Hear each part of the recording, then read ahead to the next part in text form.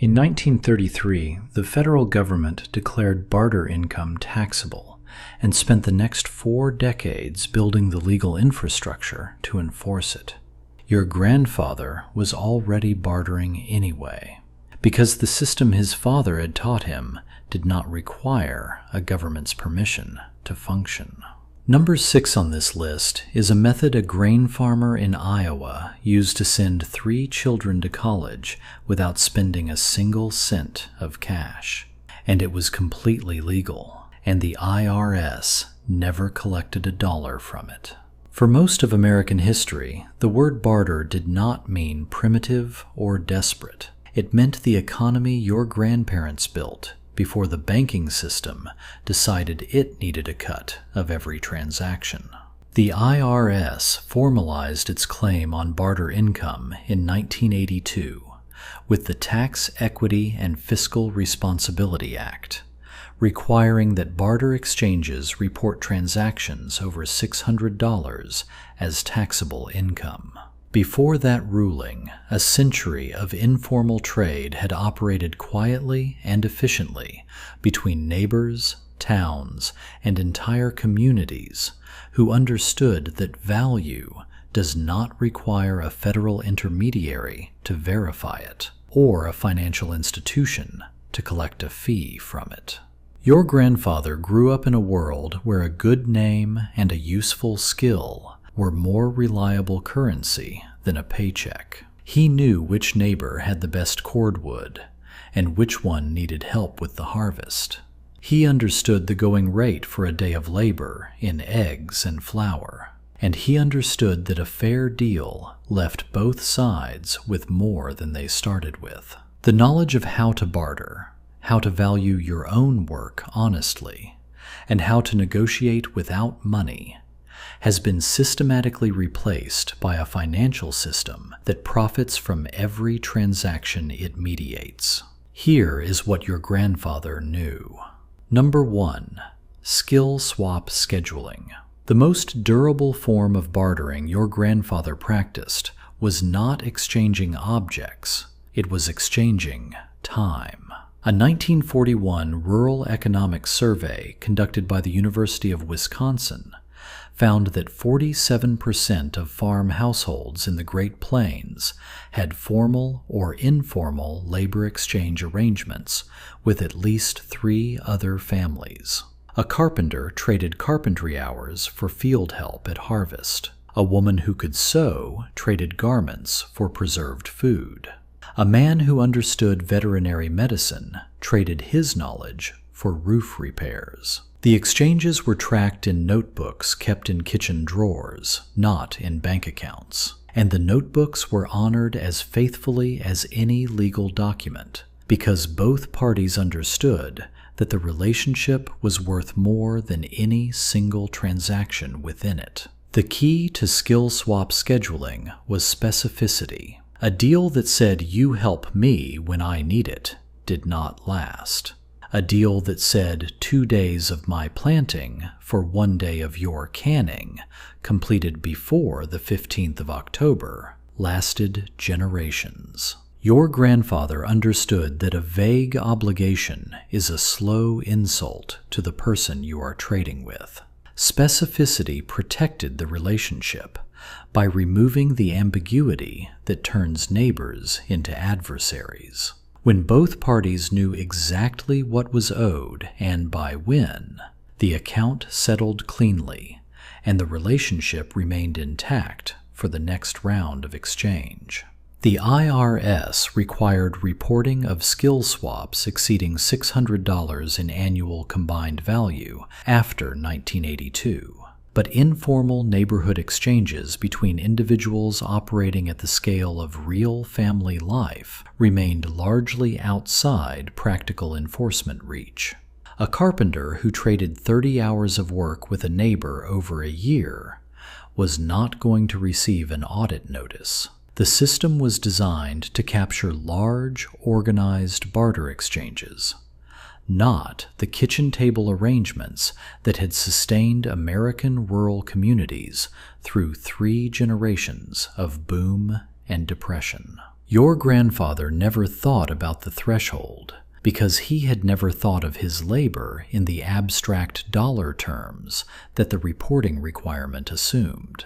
He thought in terms of what needed doing and who could do it. Number 2.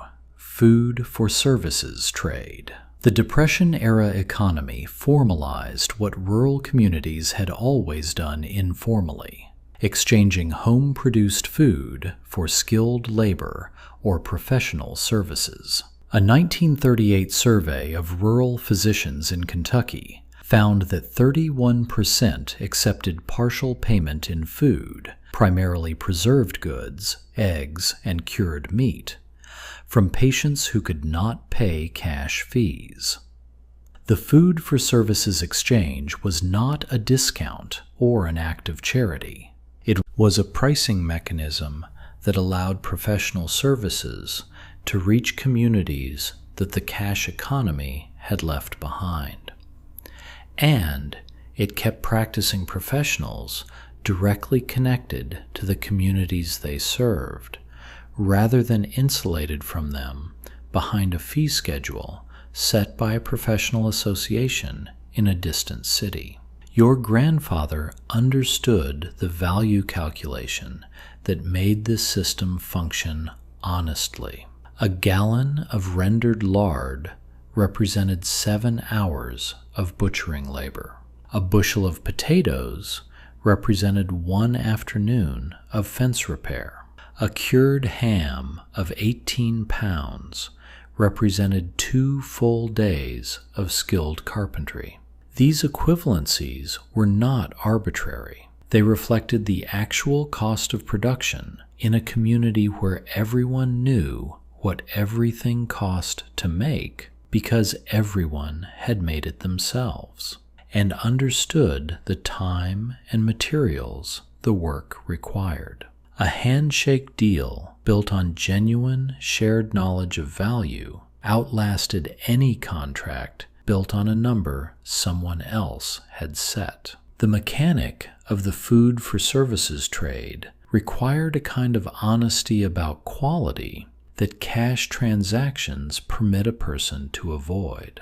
When you traded your own preserved food for a professional service, your reputation traveled with every jar and every cut of meat. Substandard preserving, or poor curing, was immediately visible to the professional on the other side of the trade, and to the community that watched both of you.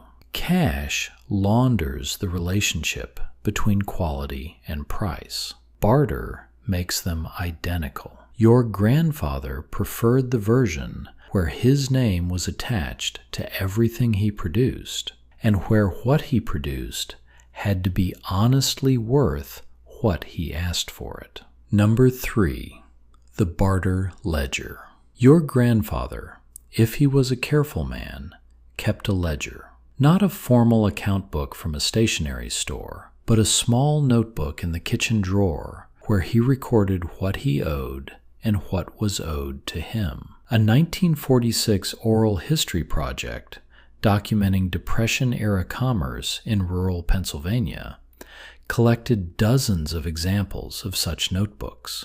Lists of labor exchanged, food traded, tools borrowed and returned, repairs completed and acknowledged by both parties.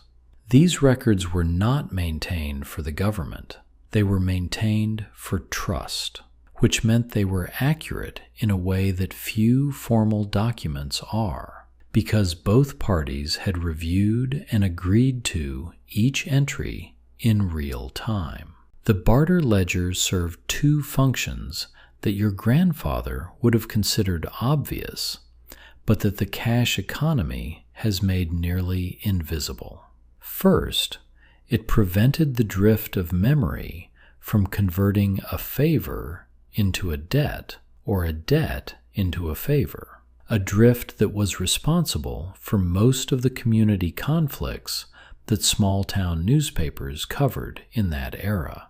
Memory is optimistic about what one is owed and pessimistic about what one owes. The ledger fixed both numbers at the moment of the transaction, before memory had time to adjust them in anyone's favor. Second, the ledger provided the basis for renegotiation when circumstances changed.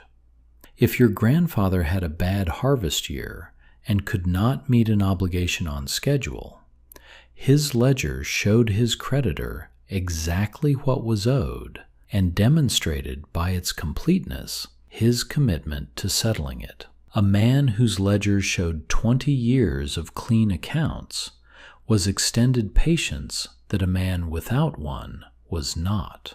The ledger was a social contract written in pencil, and a pencil contract between people who had to live as neighbors carried more enforceable weight than a notarized document between strangers who would never see each other again.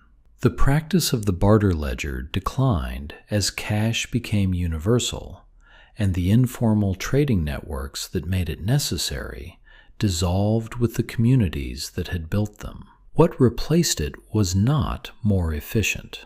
Credit cards charge 18% on goods that your grandfather would have traded for at cost. The ledger required trust between people who knew each other. The credit system inserts a fee in place of that trust and earns the fee by being present in the gap where trust used to live. Number 4. Trading professional services at cost.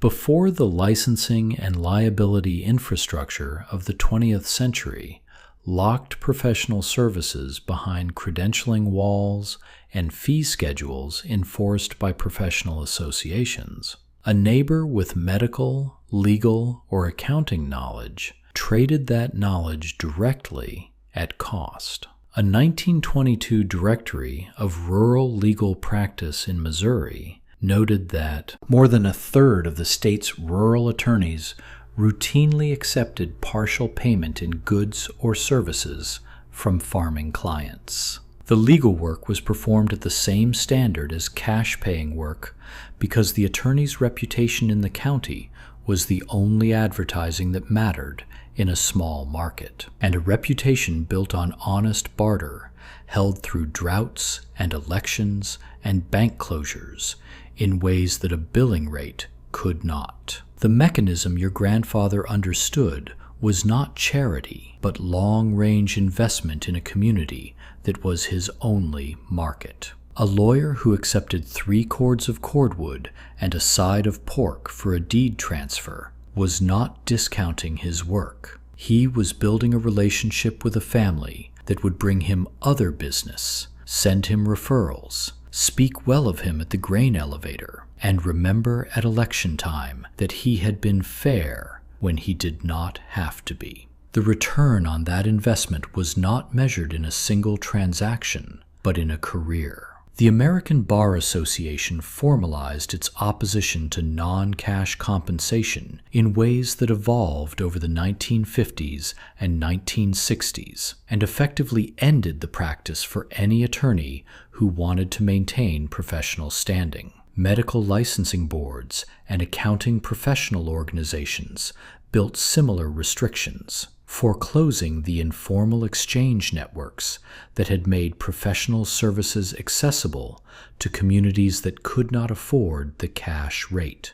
The professional service barter your grandfather relied on disappeared, not because it produced worse outcomes than what replaced it, but because the institutions that replaced it needed recurring cash fees to sustain themselves, and the barter relationship was in direct structural competition with that institutional need. Number 5.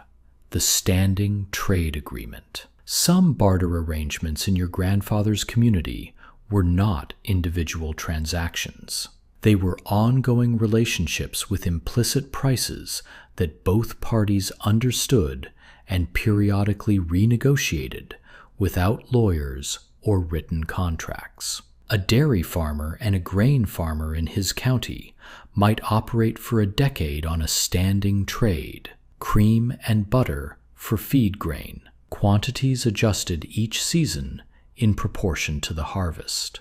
A 1951 American Farm Bureau survey found that 63% of farm operators in the Midwest described at least one ongoing trade relationship that had lasted more than 5 years, and a significant number described relationships that had outlasted the lives of their fathers and were being honored by the sons. The standing trade agreement worked because both parties had genuine skin in the continuity of the relationship rather than in the outcome of any individual transaction. A one-time trade could be negotiated as sharply as either party's position allowed. An ongoing relationship required that both parties feel they were being treated fairly over years, which produced pricing that was not maximally exploitative on either side and not minimally compensated on either side. It produced pricing that was sustainable across bad years and good ones, and sustainability was the requirement for any enterprise that had to last through droughts and disease and market collapses. The USDA's push toward commodity market pricing in the 1950s and 1960s, which actively encouraged farmers to price all production against cash market benchmarks set in Chicago and Kansas City, gradually dissolved the standing trade framework. When your neighbor's cream was formally valued at the Chicago futures price, there was no longer a rational economic argument for giving it to the grain farmer at a relationship discount. The market made neighbors into competitors with formally opposed interests, and the standing trades dissolved, and the trades were replaced by transactions, and the transactions required banks, and the banks collected interest, and the interest went somewhere that was not the county. If this video is helping you think about bartering differently, a quick like helps the channel keep making this kind of content. Completely up to you, just wanted to mention it. Number 6. Education barter. A 1947 survey of one-room schoolhouse districts in Nebraska found that 11% of rural school teachers received a portion of their compensation in room and board, firewood, and preserved food from families in the district. The teachers were not being exploited. In many cases, they preferred the goods to an equivalent cash salary because goods were more reliable than cash. From a district that might run short of appropriated funds mid-year, a common occurrence in rural counties through the 1940s. The firewood arrived before the first frost, from people whose children she taught, and whose kitchen tables she had eaten at. The relationship was not incidental to the compensation. The relationship was part of the compensation. The education barter extended beyond formal schooling, and this is the practice your grandfather would recognize most directly. He apprenticed, and he took apprentices. A boy spent 2 winters learning a blacksmith's trade in exchange for labor in the shop, and left knowing a skill worth more than any credential he could have carried out of a classroom. A girl learned the full art of dressmaking in exchange for household help over a season, and left with a trade she could practice anywhere, without licensing requirements or equipment she could not afford. The transfer of knowledge happened through work, and the work was the payment, and both parties understood the value of what had changed hands, because both parties could see it in what the apprentice could do when the arrangement ended. Federal and state education funding formulas built between 1946 and 1980 tied school financing to standardized per-pupil cash expenditure, which treated all non-cash teacher compensation as irregular and legally problematic. Occupational licensing requirements that spread through the trades during the same period demanded formal credentials in place of demonstrated competence, gradually closing the pathways through which knowledge had moved most directly from experienced practitioners to beginners. What your grandfather understood as the most honest form of education, trading your time and labor for genuine knowledge transferred by someone who had mastered it through decades of practice, became legally obsolete within 2 generations of the GI Bill. Number 7. The Harvest Pool. In the Wheat Belt and the Corn Belt, before combines were individually owned, communities organized harvest pools that operated on a principle as old as American settlement. A 1939 Great Plains rural sociology study documented the practice in detail across 6 counties. A crew of 8 to 12 neighbors would move through the district in rotation, cutting each farm's harvest in sequence. The payment was participation. You contributed your labor to 10 harvests and received labor at your own. No cash changed hands, no contracts were signed, and the arrangement routinely outlasted droughts, bad harvests, and family deaths, because the obligation was understood to run between households and between generations, rather than between specific individuals who might be gone when the time came to collect. The harvest pool required coordination of a kind that your grandfather managed through relationships built over years of working side by side. He knew which neighbor had the strongest team for which kind of terrain, and which family's equipment was most reliable when the weather turned uncertain. He knew whose operation needed extra hands this season, because a family member had been laid up since spring, and who had recovered from last year's shortage and could afford to contribute more than his formal share. These adjustments happened in the week before the harvest moved, in conversations at the grain elevator and after church. And they happened correctly because the people making them had watched each other work for 20 years. The agricultural mechanization boom of the 1950s and the USDA's active promotion of individual equipment ownership through federally backed farm credit programs made the harvest pool economically irrational within a decade. Once every farmer owned a combine, purchased on borrowed money at 4 to 6% annual interest, pooling labor was no longer logistically necessary. The credit payment replaced the community obligation. The bank collected the difference between what the pool had cost in reciprocal labor and what the loan cost in cash interest, and the difference was paid every year, whether the harvest came in or not. And the harvest pool was replaced by something that looked like progress and functioned like a slow extraction. Number 8. Traded livestock as currency. Before cash became universal in rural America, livestock served as a portable store of value that could be exchanged directly for goods and services in ways suited rural commerce far better than coin or paper.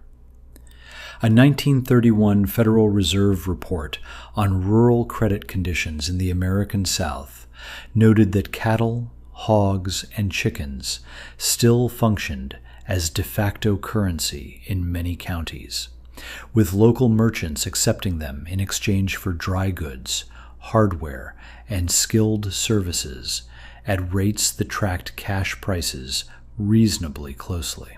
The livestock was not a primitive substitute for money. In a period when bank failures wiped out savings accounts without warning, and paper currency issued by failing institutions became worthless between Monday and Friday, a living animal that reproduced itself, provided food, and held its value in practical terms, was a more stable store of wealth than a deposit slip at an institution that might not survive the year. Your grandfather knew the weight, age, and condition premium that determined a particular animal's trading value better than any commodity broker who had never set foot on a farm, because he knew the individual animals and what they had cost to raise in feed, in time, and in attention. A 2-year-old heifer from a line known for easy calving and high milk production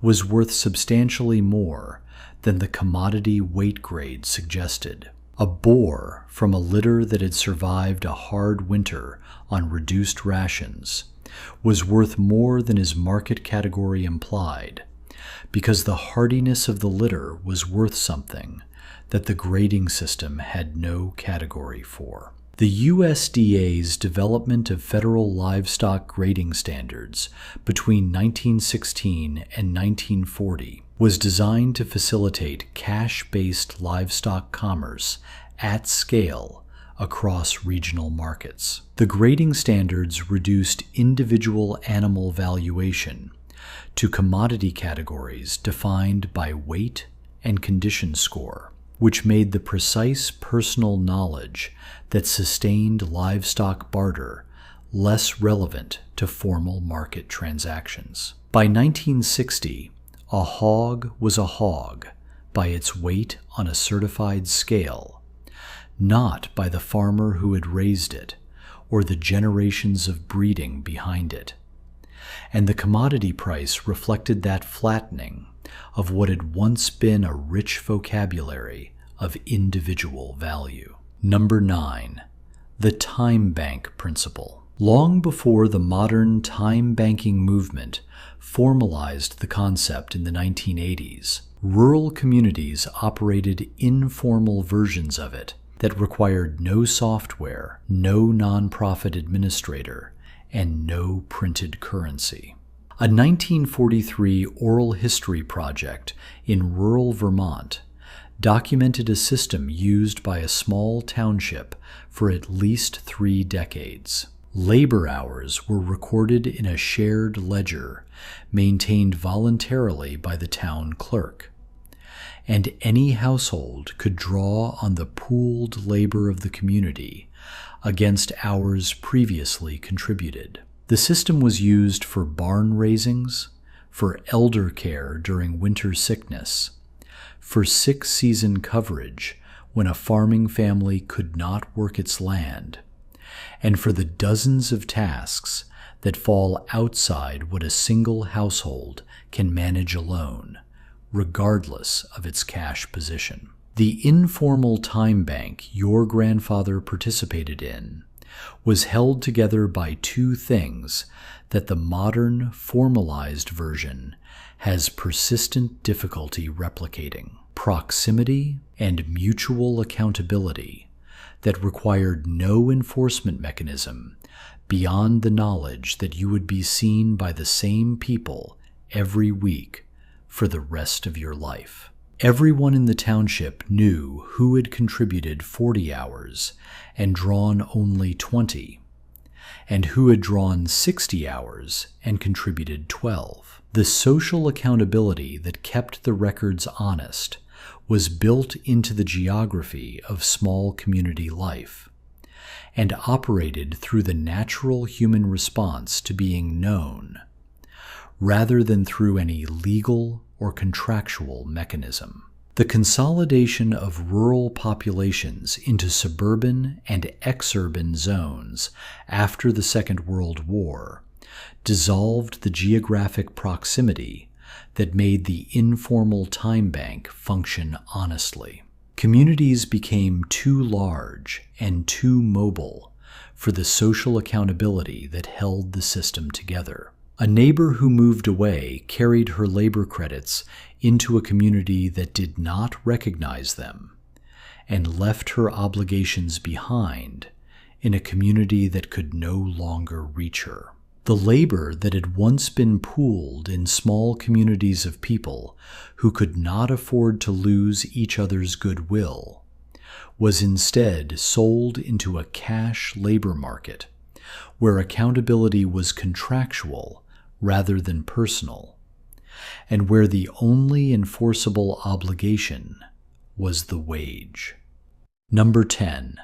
The homestead surplus trade. Your grandfather, if he kept a kitchen garden and a few animals, produced more of some things than he needed in some seasons, and less than he needed in others.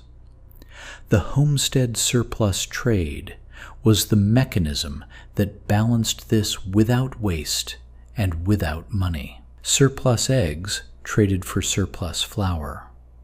Surplus firewood traded for surplus preserved fruit. Surplus labor in a good year banked against the expectation of help in a bad one. A 1958 survey of rural households in Appalachia found that 68% of families engaged in at least monthly informal trades of home-produced goods with neighbors, and that the majority of those families estimated the trades represented between 10 and 20% of their household's effective annual income. That 10 to 20% was the margin that made the difference between a family that managed and a family that did not. The homestead surplus trade was not romantic. It was logistics. Food that would spoil if kept another week became food that nourished a neighbor and created a reciprocal obligation repaid in a form the original giver needed. The system required only that both parties had something to offer and the honesty to offer it at fair value, which was enforced not by contract, but by the expectation that you would still be neighbors 6 months from now, and that you would have to look each other in the face every time you came to the road.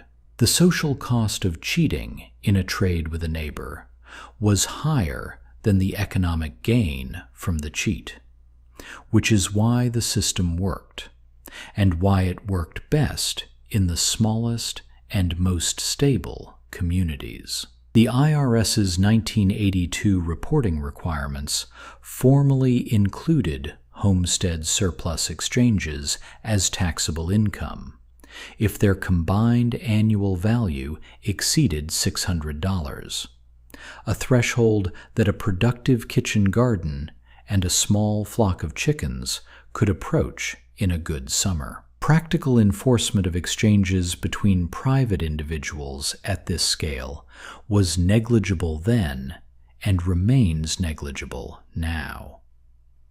What ended the homestead surplus trade more effectively than any tax regulation was the grocery store.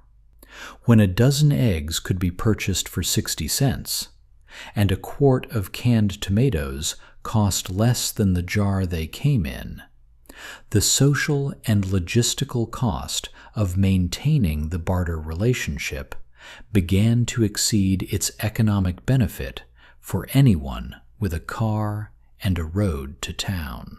The convenience was real. What was lost was also real, and somewhat harder to price. There is a tradition in American life older than the Republic itself, of neighbors meeting each other's needs without the mediation of banks or grocery chains or government reporting requirements. It was not a system of poverty. It was a system of sufficiency, built on the knowledge that what one household had too much of was exactly what another household needed, and that the exchange of those surpluses left both households more whole. Your grandfather lived in that system and understood it as naturally as he understood the seasons. He did not need a spreadsheet to know its value, or a financial advisor to explain what it was costing him to participate. The last 60 years did not improve on what he had. They replaced it with something that was more profitable for the people in the middle, at a cost that no one calculated, because the cost was paid in things that do not appear on any ledger. Pick one of these this week. Find a neighbor with a skill you need and offer yours in return. Keep a simple list. Tell me in the comments what you traded and whether it felt like something your grandfather would recognize. The tricks he used are not gone. They are just forgotten. And the forgetting, as with most things in this story, was someone else's profit.